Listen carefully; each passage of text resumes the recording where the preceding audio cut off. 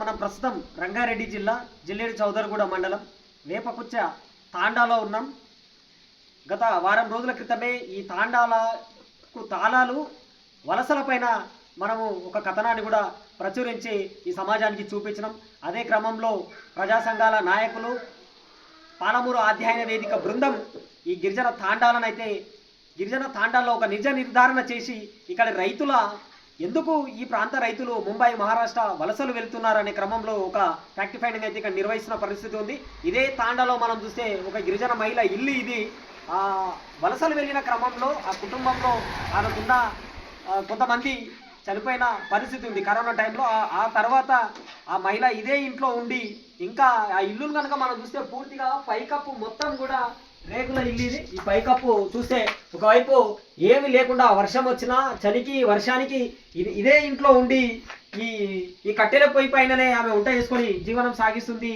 మనము నిన్నటికి నిన్న చూస్తే గణతంత్ర దినోత్సవ వేడుకలు ఢిల్లీ నుంచి పెద్ద ఎత్తున దేశవ్యాప్తంగా జరిగిన పరిస్థితి ఉంది. ప్రజలు ఎంతో అభివృద్ధి చెందుతున్నారని పాలకులు చెప్తుంటే మనకు ప్రజల జీవన స్థితిగతులు ఏ రకంగా ఉన్నాయో ఇక్కడ ఈ ఇల్లులు, ఈ గిరిజన తాండాల వలసలను చూస్తే మనకు కనిపిస్తూ ఉంది.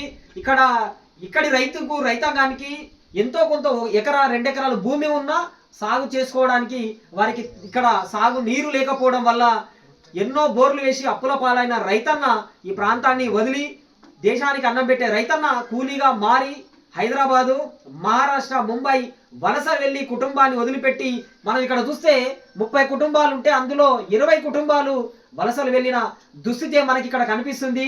ఇక్కడ పాలమూరు రంగారెడ్డి ఎత్తిపోతల పథకంలో భాగమైన లక్ష్మీదేవిపల్లి చిట్ట చివరి లక్ష్మీదేవిపల్లి రిజర్వాయర్ నిర్మించి ఈ ప్రాంతానికి నీళ్లు ఇస్తామని ఇక్కడి ప్రాతినిధ్య వహిస్తున్న మంత్రి డికే అరుణ కావచ్చు, గతంలో ఉన్న బీఆర్ఎస్ మాజీ ఎమ్మెల్యే అంజయ్ యాదవ్ కావచ్చు, ఇప్పుడున్న తాజా ఎమ్మెల్యే వీర్లపల్లి శంకర్ అక్కడ ప్లక్కార్డులు పట్టుకొని ఎవరు ప్రతిపక్షంలో ఉంటే అధికార పక్షంకి వచ్చే వరకు నిరసన కార్యక్రమాలు, ఆందోళనలు చేశారు. కానీ ఇప్పటి వరకు లక్ష్మీదేవిపల్లి రిజర్వాయర్ ఊసే లేదు. అక్కడ ఈ ప్రాంత రైతన్న కూలీగా మారి వలసలు వెళ్తున్నారు. ఈ లక్ష్మీదేవిపల్లి రిజర్వాయర్ నిర్మించి ఈ ప్రాంతంలో ఉన్న రైతుల వలసలు నివారించి ఈ ప్రాంతానికి తాగునీరు అందించాలని ఇక్కడి ప్రాంత రైతాంగం అయితే డిమాండ్ చేస్తున్న పరిస్థితి కనిపిస్తూ ఉంది. పాలమూరు జిల్లా నీళ్ల సమస్య ఏదైతుందో మన తెలంగాణ ప్రాంతమే కాకుండా దేశవ్యాప్తంగా అది చర్చకు వచ్చింది. పాలమూరు జిల్లాకు నీళ్లు లేకపోతే భవిష్యత్తు లేదు అనే విషయం మనమే కాదు, తెలంగాణ ఉద్యమంలో పాల్గొన్నటువంటి చాలామంది కేసీఆర్తో సహా మనకు పాలమూరు రంగారెడ్డి జిల్లా ప్రాజెక్టు కడతామని, దాంతో మహబూబ్నగర్ జిల్లా ఉన్న సమస్య, కరువు సమస్య, వలసల సమస్య తీరుతుంది అనేటువంటిది అప్పుడు చాలా పెద్ద చర్చగా వచ్చింది. కానీ విషాదం ఏమిటంటే తెలంగాణ వచ్చింది, తెలంగాణ ఉద్యమంలో పాల్గొన్నటువంటి పార్టీ అధికారంలోకి వచ్చింది. కానీ 10 ఏళ్ళు పాలమూరు రంగారెడ్డి ప్రాజెక్టు మొదలుపెట్టి అక్కడి నుంచి దాన్ని అంతా కాళేశ్వరం తీసుకుపోవడం వలన మహబూబ్నగర్ వెనకబాటుతనం ఎదుగుతూ దానికి ఇంతవరకు పరిష్కార మార్గం దొరకలేదు. ఇప్పుడు కూడా పాలమూరు రంగారెడ్డి చర్చ నడుస్తున్నది. ఆ చర్చ నడుస్తున్న డిండి ప్రాజెక్టుకు నుంచి వాళ్ళు 8 రిజర్వాయర్లు కట్టి డిండికి నీళ్ళు తీసుకొచ్చి పాలమూరు జిల్లాలో మళ్ళీ దాన్ని అంతా కొన్ని భూములు మునిగిపోయి కొంత మళ్ళీ నిర్వాసితులై ఆ నీళ్ళని తీసుకెళ్ళి మళ్ళీ నల్గొండకు తీసుకెళ్తున్నారు. ఈ విషయం మీద చాలా చర్చ జరుగుతున్నది. కానీ మనము ఏంటంటే నిజంగా తెలంగాణ వచ్చిన తర్వాత వలసలు, కరువు ఇవి ఆగిపోతాయనేటువంటిది మనము స్పష్టంగా ప్రభుత్వానికి చెప్పాం. పోయిన ముఖ్యమంత్రి కేసీఆర్ గారికి కలిసినప్పుడు కానీ, రేవంత్ రెడ్డి గారికి కానీ ఈ విషయం అయితే వాళ్ళ దృష్టికి మనం తీసుకొచ్చాం. మనం దాని గురించి మాట్లాడుతున్నాం. కానీ ఇవాళ మా పాలమూరు అధ్యయన వేదిక సభ్యులు 20 తాండాల దాకా వాళ్ళు ఇక్కడ హైదరాబాద్ షాద్నగర్ దగ్గర అక్కడికి వెళ్ళి వాళ్ళు చూస్తే కుటుంబాలు అవి వలసలు పోయాయి. ఒక గ్రామంలో 40 కుటుంబాల దాకా వాళ్ళు పిల్లల్ని తీసుకొని వాళ్ళు దూర ప్రాంతాలకు, ఇక్కడ హైదరాబాద్ నగరంలో అభివృద్ధి అవుతున్నది. షాద్నగర్ దగ్గర నుంచి మూలిద్ద ప్రాంతం అంతా పరిశ్రమలు వచ్చాయి.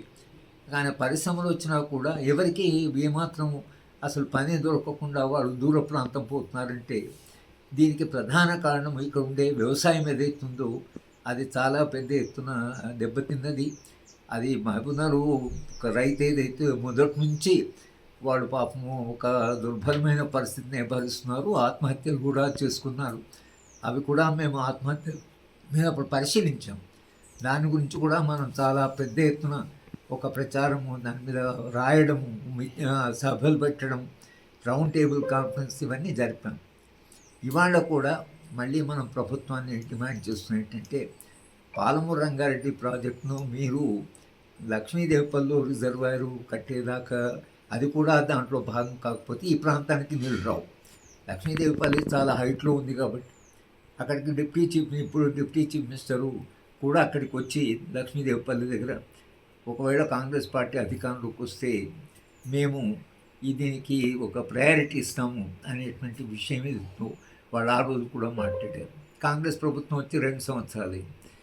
ఇవాళ ముఖ్యమంత్రి గారు మహబూబ్నగర్ జిల్లాకు చెందినవాడే అనేటువంటిది కూడా అంటున్నారు. నేను ముఖ్యమంత్రి గారితో ప్రస్తావిస్తే నల్గొండ విషయం మాట్లాడితే అబ్బో నల్గొండ వాళ్ళ అన్నట్లు ఆయన అన్నాడు.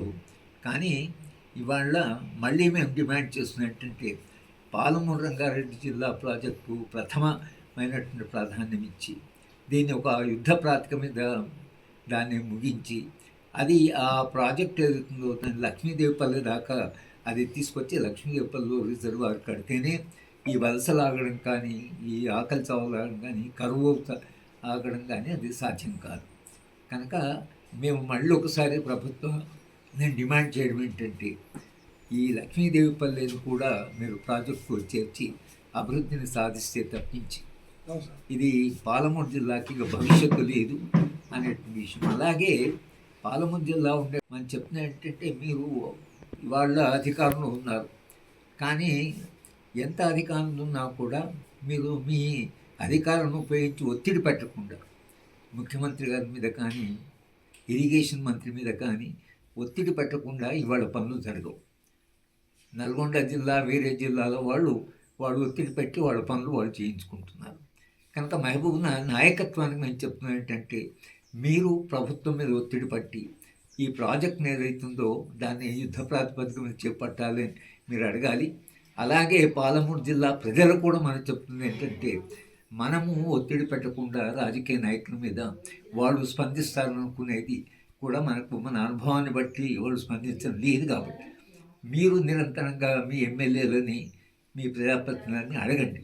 అలాగే కొత్తగా ఎన్నుకున్న సర్పంచులు ఉన్నారు, సర్పంచులందరూ కూడా వాళ్ళ ప్రాంతం నుంచి ఎమ్మెల్యేల మీద, ప్రజాప్రతినిధుల మీద, ప్రభుత్వం మీద ఒత్తిడి పెట్టి తమ గ్రామ పంచాయతీలో రెజల్యూషన్ పాస్ చేయండి. అన్ని గ్రామ పంచాయతీలు చేసి మీరు ప్రభుత్వం ఒత్తిడి పెడితే పాలమూరు అధ్యయన వేదిక తన బాధ్యతగా తాను ఏ పని చేయాలనుకున్నా మీరు ప్రజలు అడిగే దానికి ఏదైతే మమ్మల్ని ఏం చేయమంటే అది చేయడానికి మేము సిద్ధంగా ఉన్నాం. ఇది వాళ్ళ ప్రజలకు మేము చేస్తున్న విజ్ఞప్తి.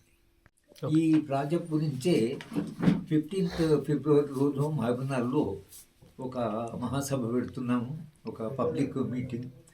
ఆ సభకి జనం కూడా పెద్ద ఎత్తున వచ్చి దాన్ని విజయవంతం చేయాలని, ఎందుకంటే సభల ద్వారా కూడా ప్రభుత్వం మీద ఒత్తిడి పెరుగుతుంది. కనుక ఈ ఫిబ్రవరి 15 రోజు జరిగే సభకి జనం పెద్ద ఎత్తున రావాలని కూడా మేము విజ్ఞప్తి చేస్తున్నాం.